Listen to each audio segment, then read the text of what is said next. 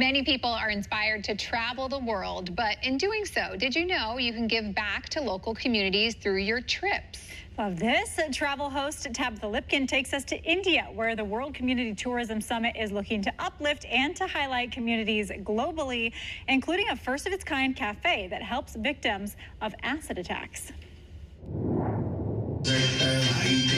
At the second World Community Tourism Summit hosted by G Adventures and founder Bruce Poontip, people from all over the world gathered in Jaipur, India to learn more about the ways tourism can actually give back to local communities. What we want out of it, for sure, is just to educate people about the benefits of tourism, how tourism can be transformational for communities as well as travelers. Co-founder of Lonely Planet, Tony Wheeler, shares more on how you can do a little more than just vacation, but actually change the world and yourself through travel and experiences with locals. Local community, you want to connect to that.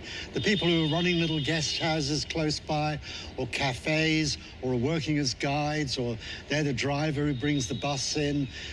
Those people, if they have that real connection with the site, they're going to look after it. They're going to make sure it's protected. They're going to chase away the people who are there to steal things.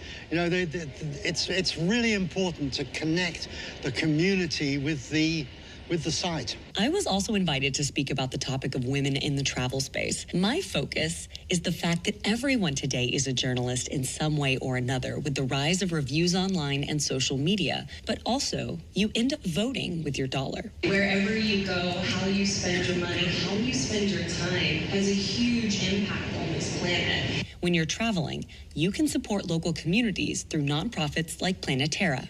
Of course, like we all know, Planetera is an NGO, and we're supporting and working in developing community tourism experiences. So when we say that, what does it mean? Creating those very immersive, interactive experiences within communities, so wherein the tourism dollar goes back to the community. Much like one project very close to a recognizable spot. The city of Agra is world famous for the Taj Mahal, but what it should be famous for is the world's first ever cafe that is run by victims of acid attacks. This is a Planetera project that can only be found right here in India. Attack times is very bad times, but now time is very good time. Help them by coming here. Their voice needs to be heard. Because not many people, as I said earlier, not many people come here because it's like one of the things people don't want to talk about. Unfortunately, things like this are still happening. And what they do is they share their story, which is like a short video, which when we went in as Planetera, we were like, are you sure you don't have to share it? But they said it's part of our journey. It's how we have reached today where we've reached. We would like to share, so they share that with travelers, and they have trained during off season when there are less tourists. They've done training in baking, in hand experience, in handwork. And because Shiro's Cafe exists, it is now a part of Planetera's over 500 projects worldwide, where tourists can come and enjoy lunch or buy some souvenirs.